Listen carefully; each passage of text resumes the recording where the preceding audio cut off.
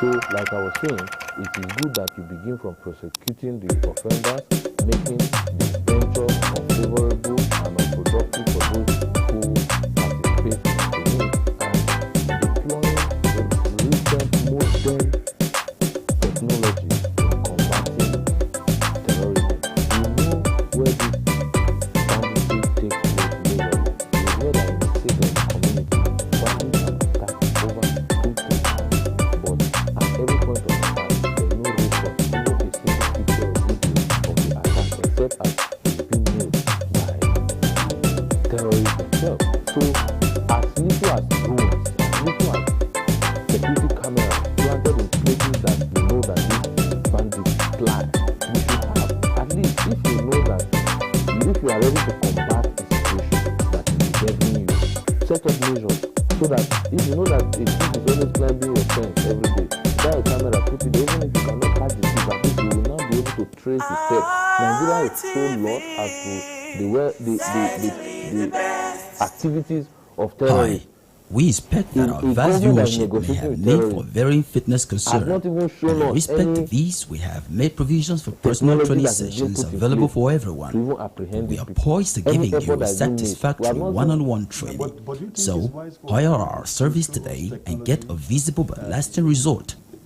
I am your host, Agent of Destiny. You can call me the Man of Steel. To deploy, to let us know. But if you achieve results, you cannot get more. But because there is no result, because if you look at world politics, this is what the only nation that is governed by terrorism. You can take, record of events like this that have happened in places like Iraq and other parts of the world. You can see how the Americans intervene. You can see that during their intervention, we do not have details of their strategy, but upon achieving success in those areas, they release the approach deployed in apprehending some of these kingpins, some of these prominent actors in terrorism. It seems that Nigeria, the government, is involved and indulgent in the insecurity that is prevailing in Nigeria today, and that is the biggest fear that we have, that the government has become bigger or participant in the issues of security and in the earnest position that Nigeria must have. Let us not to seek to commit efforts that have not yielded manifest results. That's just basically why Nigeria is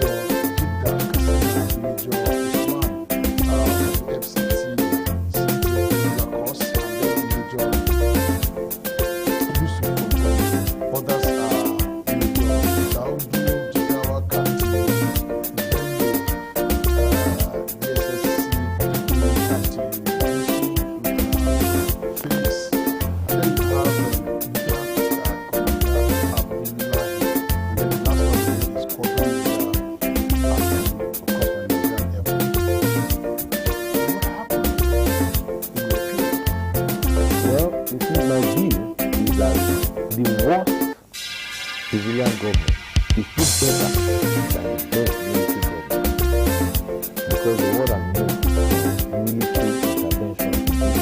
The military government has shown us that it is to be draconian, to be authoritarian and dictatorial. And for a nation to grow, views must be allowed, certain views must be allowed, especially the absence of freedom of speech. And one of the characters of democracy or good governance is that even the minority views are accommodated while majority views take the day. So we cannot afford any military intervention. I cannot see that the military intervention is rooted in any good idea for the Nigerian people. It is rooted in selfishness and the desire to take power for personal benefit. I applaud the Nigerian government for taking charge and protecting these people that are involved in this coup. It is not law for Nigeria that has made them to attempt any coup. They don't love Nigeria. If they love Nigeria, they should take the responsibility of combating the insurgency first. There are military men in this country who are suffering persecution over their involvement in battling terrorism.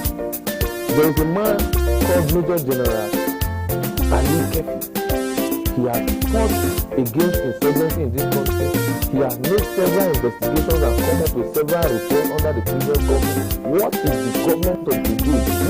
The report of Major General Ali Kefi, where he mentioned names of prominence, including the former Attorney General, has been linked with terrorism financiers. Today, the former Attorney General is being prosecuted for the same issue. But what about the other people that Major General Ali Kefi identified as being linked with terrorism financiers who are big boys in government? So, there have been issues bedeviling the security of Nigeria. This who entered this coup should have shown Nigerians that they are more determined to battle the insecurity facing Nigeria to protect the sovereignty and integrity of this territory rather than struggling to grasp power. They have not shown to the Nigerian people any goodwill that should make them deserve power.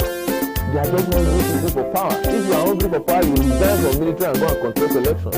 You don't try to take power by coup. So I commend the Nigerian government. I deprecate the conduct of these soldiers. I do not find their effort commendable in any manner, and I advocate for a fair prosecution so that those who are not involved. Yeah, but from the information gathered,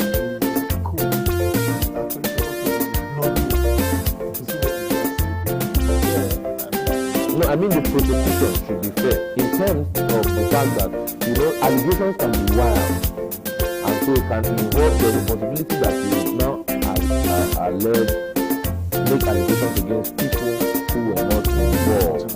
Maybe your friend was involved. You are always seen with the person, and this kind of prosecution is just people because of provocation and all that. So those kind of things must be carefully monitored.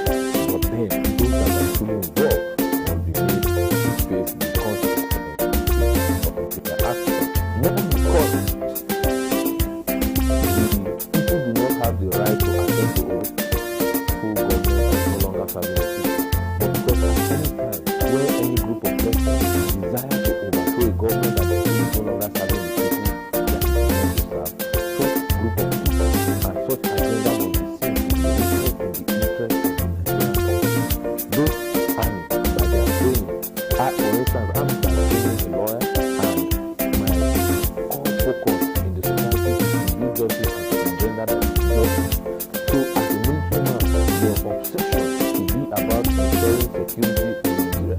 So as we seen a letter from you to the chief of army staff, I want to be closer to a region where there is so much insecurity, because we are not sincere, because the desire and the love is not towards ensuring security, protecting the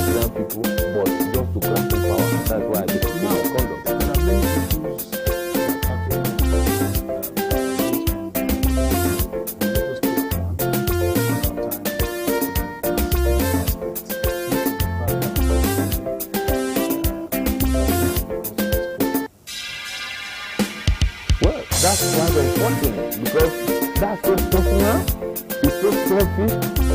We thank God that people like that have no business, no power in the service of your nation. Was there nobody in that place you were posted to before you?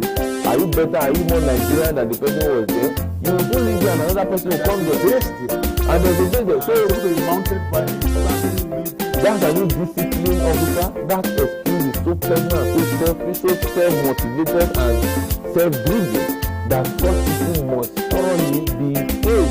They must not be allowed anywhere near power to say that because you were abused as a result of a posting lawfully that you feel you are better than, and then the only way you can address your grievance is by attempting a coup. No. I deprecate the conduct of any officer that is involved with this.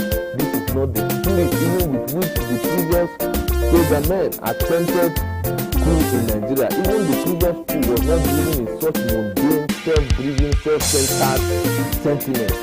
When we heard of coup in previous times, it was due to the fact that this army felt that the civilians were not managing the government well, and it was an attempt to intervene. But unfortunately, they don't have the training to be occupied such positions because to be a president you must be elected. So because they don't have those training, I think they tend to be more draconian, authoritarian, and dictatorial.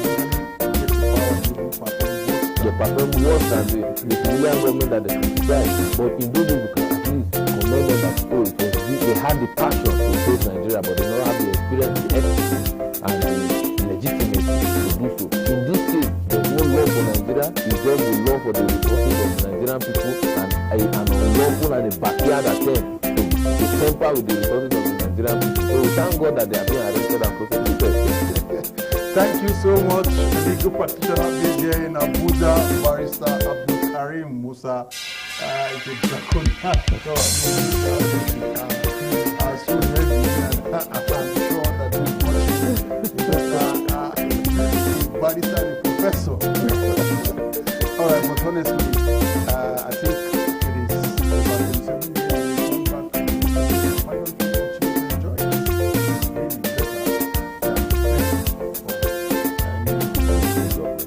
Thank you so much. Please be able to wrap up and we'll be going to lyrics for consideration this morning. Many thanks for staying with us. We're still on Clear Vibes this morning on ITV. I am Marcelina Nkor. And this morning, our guest today that will be helping us analyze this topic is Mr. Agbola Osinfa. Very well, thank you so much for coming. All right, he is our political analyst. He would be helping us analyze to this topic. So today we're talking about court nullifies PDP National Convention implications for party leaderships in the 2027 forthcoming election. Nigerians' main opposition party, the People's Democratic Party, is once again in the spotlight, this time over a court ruling that has thrown its leadership into uncertainty. A federal high court sitting in Abuja has nullified the PDP National Convention held in November 2025, declaring it illegal and setting aside all decisions taken at that convention. The judgment has effectively sacked the leadership pattern that emerged from the exercise and deepened the internal crisis within the party, with serious implications for the PDP's preparation ahead of the 2027 general election. So what exactly happened? Why did the court intervene at this point? And what does this mean for the future of PDP as Nigerian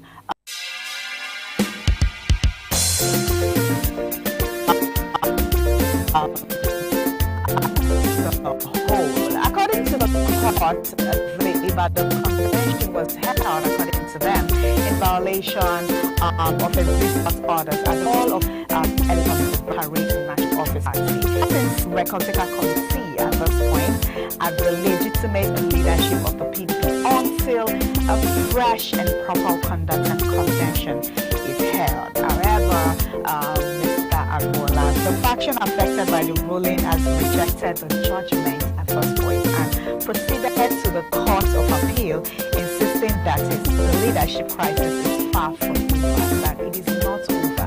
You know, PDP has been here and there, and PDP is the main, let's just say it's the main opposition to the ruling party, which is the APC. And we've seen a lot of things happening in PDP, defections from the party to APC to other parties.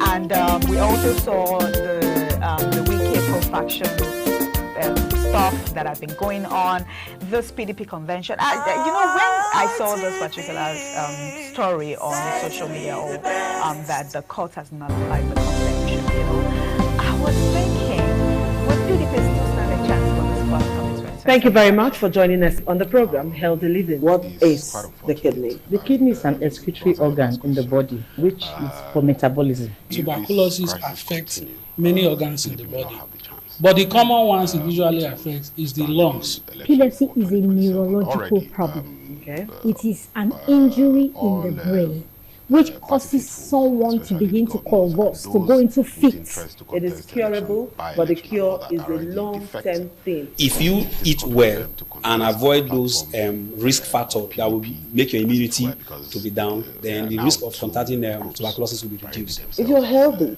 then you're wealthy.